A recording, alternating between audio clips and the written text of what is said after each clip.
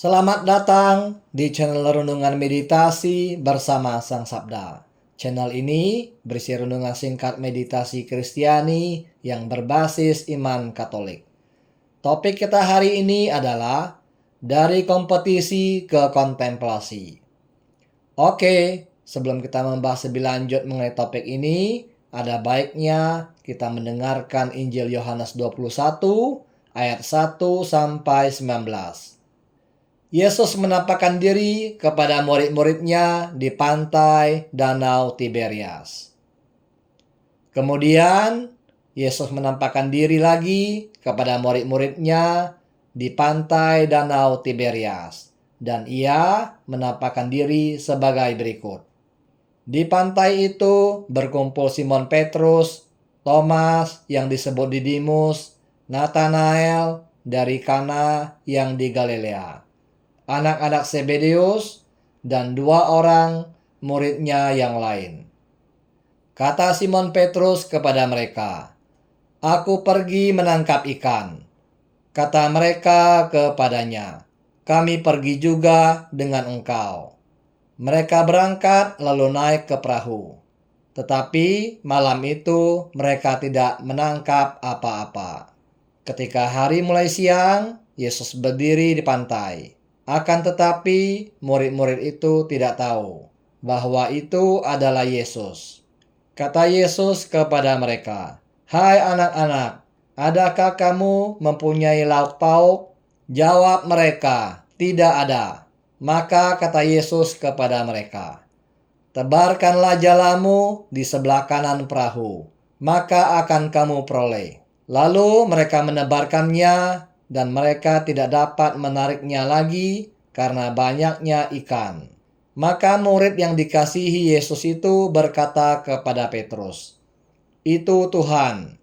Ketika Petrus mendengar bahwa itu adalah Tuhan, maka ia mengenakan pakaiannya, sebab ia tidak berpakaian, lalu terjun ke dalam danau.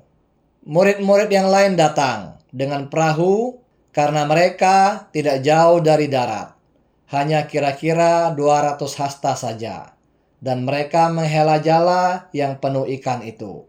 Ketika mereka tiba di darat, mereka melihat api arang dan di atasnya ikan dan roti. Kata Yesus kepada mereka, "Bawalah beberapa ikan yang baru kamu tangkap itu." Simon Petrus naik ke perahu lalu menghela jala itu ke darat.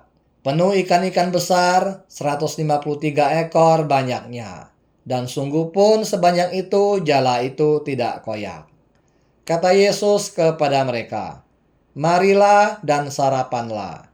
Tidak ada di antara murid-murid itu yang berani bertanya kepadanya, "Siapakah engkau?"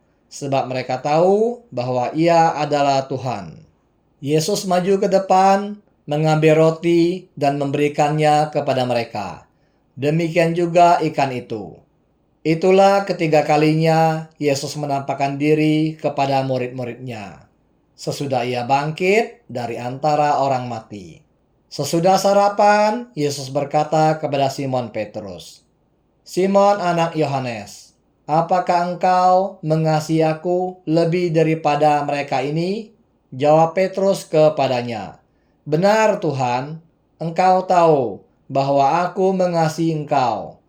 Kata Yesus kepadanya, "Gembalakanlah domba-dombaku." Kata Yesus pula kepadanya, untuk kedua kalinya, "Simon anak Yohanes, apakah engkau mengasihi aku?" Jawab Petrus kepadanya, "Benar Tuhan, engkau tahu bahwa aku mengasihi engkau." Kata Yesus kepadanya, "Gembalakanlah domba-dombaku." Kata Yesus kepadanya untuk ketiga kalinya, "Simon anak Yohanes, apakah engkau mengasihi aku?" Maka sedih hati Petrus karena Yesus berkata untuk ketiga kalinya, "Apakah engkau mengasihi aku?" Dan ia berkata kepadanya, "Tuhan, engkau tahu segala sesuatu. Engkau tahu bahwa aku mengasihi engkau." Kata Yesus kepadanya, "Gembalakanlah domba-dombaku. Aku berkata kepadamu, sesungguhnya ketika engkau masih muda, engkau mengikat pinggangmu sendiri, dan engkau berjalan kemana saja kau kehendaki. Tetapi jika engkau sudah menjadi tua, engkau akan mengulurkan tanganmu, dan orang lain akan mengikat engkau dan membawa engkau ke tempat yang tidak kau kehendaki. Dan hal ini dikatakannya untuk menyatakan bagaimana Petrus akan mati dan memuliakan Allah. Sesudah mengatakan demikian, ia berkata kepada Petrus, "Ikutlah aku." Ada satu momen yang selalu menyentuh hati saya setelah membaca penutup Injil Yohanes tadi. Sebuah percakapan sederhana namun sangat dalam antara Yesus dan Petrus. "Simon anak Yohanes, apakah engkau mengasihi aku lebih daripada mereka ini?" Pertanyaan ini mungkin terdengar seperti ujian, bahkan bisa terasa seperti tusukan bagi Petrus. Bukankah dia yang dulu pernah berkata, "Biarpun mereka semua tergoncang imannya, aku tidak"?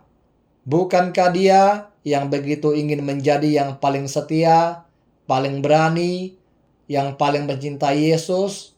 Namun kita tahu bahwa kenyataannya Petrus menyangkal Yesus 3 kali.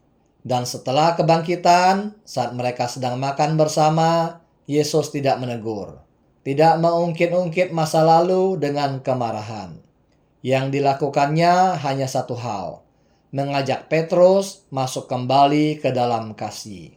3 kali Yesus bertanya, "Apakah engkau mengasihi aku?" 3 kali Petrus menjawab dengan hati yang hancur namun jujur. Tidak lagi dengan nada membanggakan diri, tidak lagi berusaha membuktikan bahwa dia paling unggul. Ia menjawab, "Tuhan, engkau tahu bahwa aku mengasihi engkau." Kali ini tanpa perbandingan. Tidak ada lagi kata lebih dari yang lain. Ini adalah titik balik Petrus. Dari hidup yang dulu didorong oleh persaingan, ambisi, dan pembuktian diri, menjadi hidup yang bersumber dari kasih dan penerimaan. Petrus telah melalui proses panjang dari rasa bersalah, malu, lalu diampuni, dan akhirnya dipulihkan. Dia menyadari bahwa kasih Tuhan tidak pernah didasarkan pada kinerja atau pencapaian. Ia dicintai bukan karena layak, melainkan karena Tuhan memang Maha Pengasih. Di titik ini, Petrus masuk ke dalam kontemplasi. Bukan sekedar duduk diam dan merenung, tapi hidup dalam kesadaran penuh bahwa dirinya dikasihi secara utuh. Tidak perlu lagi bersaing, tidak perlu membandingkan diri.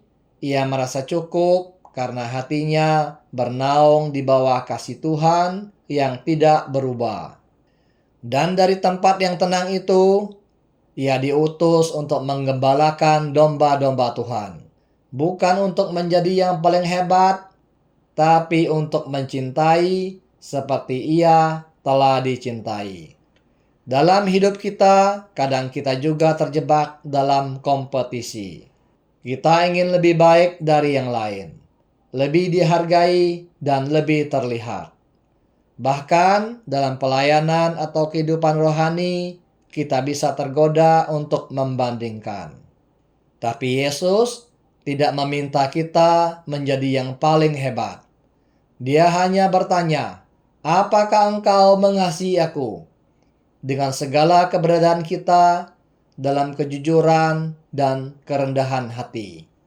Di saat kita menjawab dari kedalaman hati, bukan karena ingin terlihat suci, tetapi karena memang mengasihinya, maka kita pun masuk ke dalam kontemplasi.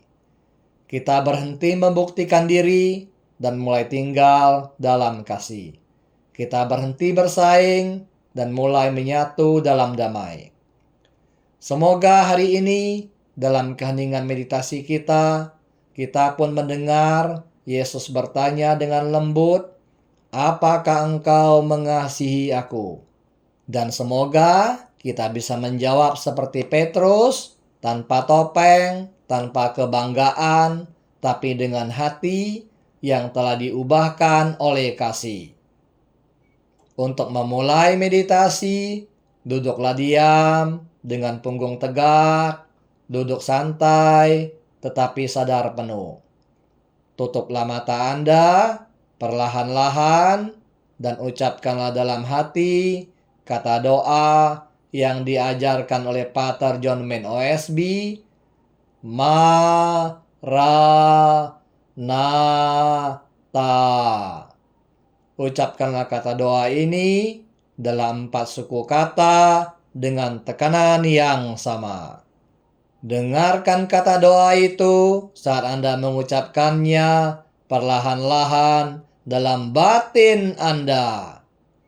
Jangan memikirkan atau membayangkan sesuatu yang bersifat rohani ataupun yang lain. Bila muncul pikiran dan imajinasi selama bermeditasi, janganlah Anda tanggapi. Biarkanlah semuanya berlalu.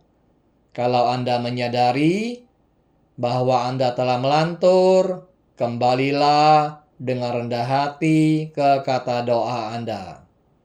Dengan iman dan kasih, ucapkanlah kata doa Anda secara terus-menerus dari awal sampai akhir meditasi Anda. Bermeditasilah setiap pagi dan sore selama 20 sampai 30 menit.